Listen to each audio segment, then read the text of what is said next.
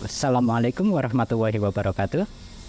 Halo sahabat perpus, jumpa lagi dalam podcast Perpustakaan Umsida, Bu Dosen, buku ajar dosen. Telah kita ketahui bersama, dewasa ini jamak orang yang ingin mengupgrade dirinya dengan bisa menguasai bahasa asing. Salah satunya adalah bahasa Inggris, di mana bahasa Inggris merupakan bahasa yang paling populer di dunia. Nah, bagaimana cara untuk menguasai bahasa Inggris dengan cepat dan mudah? Tentunya diperlukan sebuah seni tersendiri untuk menguasainya. Pada kesempatan kita kali ini, kita akan membedah buku yang berjudul Buku Ajar Speaking for Formal Communication, di mana buku tersebut ditulis oleh Bapak Wahyu Taufik MED. Beliau adalah seorang dosen Umsida yang mengampu di program studi bahasa Inggris. Langsung saja kita sapa beliau. Bagaimana kabarnya Pak Wahyu? Alhamdulillah, baik. Terima kasih Pak Berin. Nah, untuk buku ajar jenengan ini, secara garis besar buku tersebut berisi tentang apa? Baik, Assalamualaikum warahmatullahi wabarakatuh. Terima kasih Pak Pri sudah mengundang kami di acara hari ini. Baik, secara garis besar buku ini berisi tentang, sesuai dengan judulnya ya, berisi tentang bagaimana belajar berbicara dalam bahasa Inggris dalam konteks formal. Di prodi kami, di Prodi Pendidikan Bahasa Inggris Umsida, buku ini menjadi salah satu rujukan wajib bagi mahasiswa yang mengambil mata kuliah Speaking for Formal Communication. Jadi, acara garis besar berisi berbagai materi yang mencakup 3 hal. Yang pertama adalah kita menyebutnya ranah kognitif, yaitu pemahaman, jadi berisi mengenai teori yang harus dipahami pembelajar sebelum masuk ke materi berikutnya. Kemudian yang kedua kita sebut dengan ranah afektif, yaitu terkait dengan emosi, bagaimana pembelajar bersikap terhadap materi yang diberikan, termasuk bagaimana pembelajar mengembangkan motivasi belajar dari dalam dan dari luar. Kemudian diakhiri dengan kita menyebutnya psikomotorik, yaitu praktek kerja atau latihan. Jadi diharapkan ketiga domain ini bisa memaksimalkan proses pembelajaran siapapun yang menggunakan buku ini. Berarti apakah buku tersebut hanya ditujukan untuk mahasiswa yang bahasa Inggris atau bisa untuk lain? Ya, buku ini memang lahirkan sebenarnya dari keinginan untuk menghasilkan semacam pegangan utama di mata kuliah Speaking for Formal Communication. Tapi tentu saja orang lain, pembelajar lain boleh menggunakan buku ini selama yang bersangkutan sudah dewasa dan setidaknya memiliki level intermediate. Sekedar catatan, pembelajar dewasa dan pembelajar anak-anak itu agak beda cara belajarnya, dan buku ini memang didesain untuk pembelajar dewasa. Seberapa penting untuk yang membaca buku tersebut ini? Ya, terutama untuk ini ya, untuk pembelajar dewasa ya. Karakter pembelajar dewasa ini kan memiliki kelemahan dibanding pembelajar anak-anak, atau kalau dalam bahasa Inggris kita menyebutnya young learners ya. Jadi kekalahan dalam tanda kutip pembelajar dewasa itu yang pertama waktu, karena orang dewasa kan harus mengerjakan yang lain selain belajar bahasa ya. Beda dengan anak kecil yang waktunya jauh lebih banyak. Jadi dari waktu orang dewasa sudah kalah. Yang kedua dari istilahnya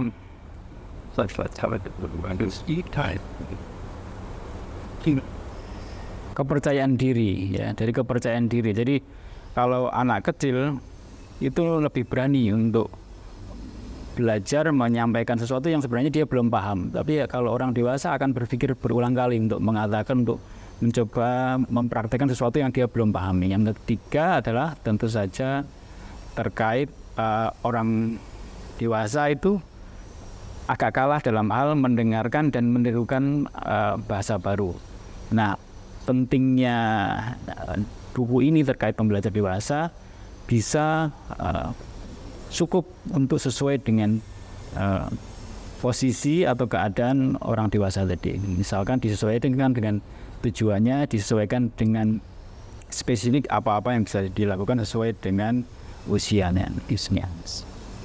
Apakah ada buku sejenis yang beredar di luar?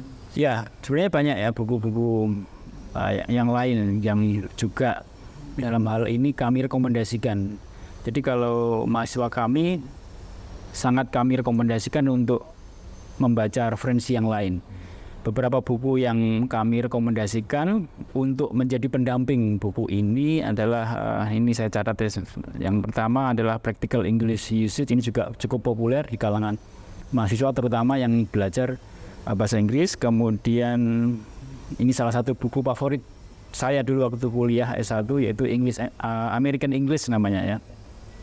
Kemudian Teaching by Principle, ini juga buku yang sangat populer karangan Brown Douglas. Kemudian buku rekomendasi dosen saya dulu namanya Profesor Amanda Baker. Beliau memiliki beberapa buku yang cukup bagus ya.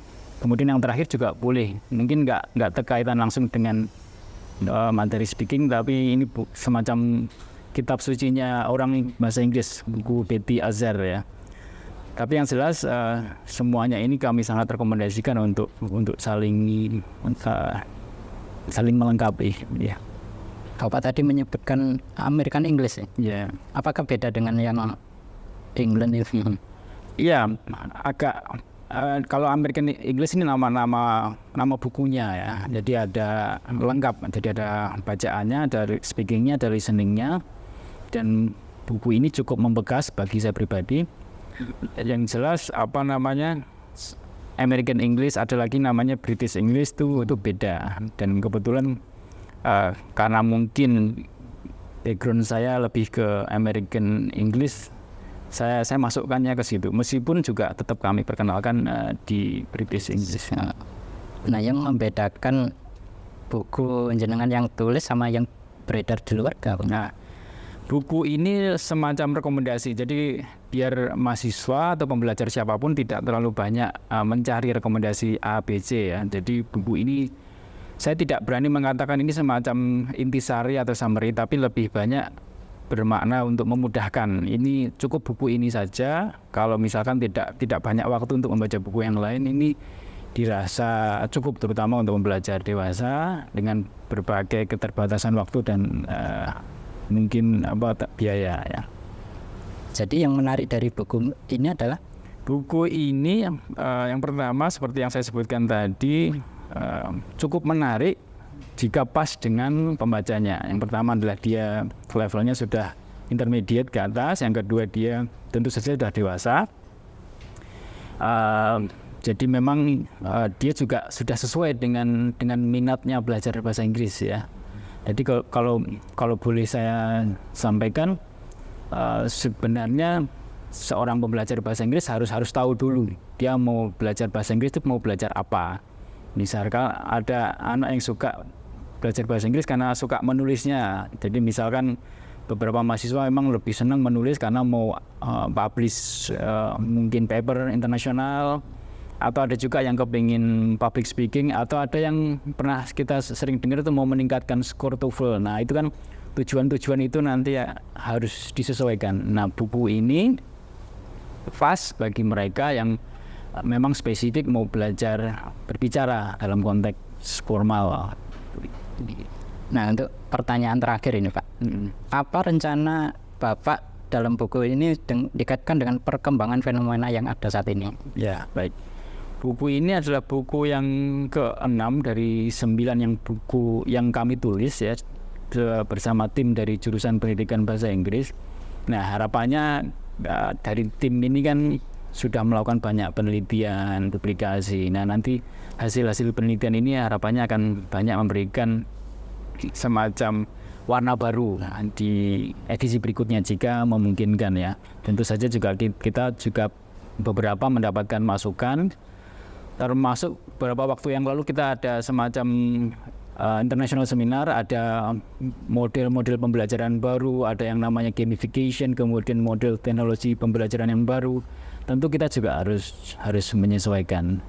Dan mungkin juga untuk pembelajar ini juga yang paling penting sekali lagi, untuk pembelajar dewasa, tentu saja kalau mau belajar bahasa Inggris harus tanya dulu ke diri sendiri, belajar bahasa Inggris untuk apa gitu.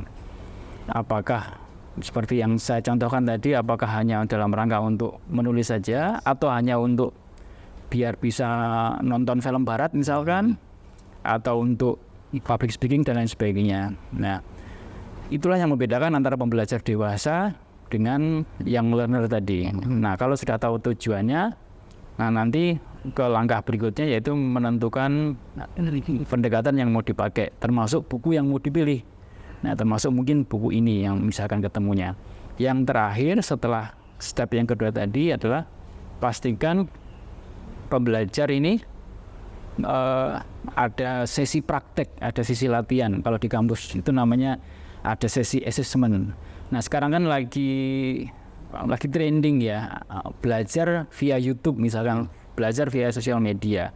Itu oke, bagus, cuma mungkin salah satu yang tidak diwadahi oleh sosial media semacam itu adalah sesi assessment.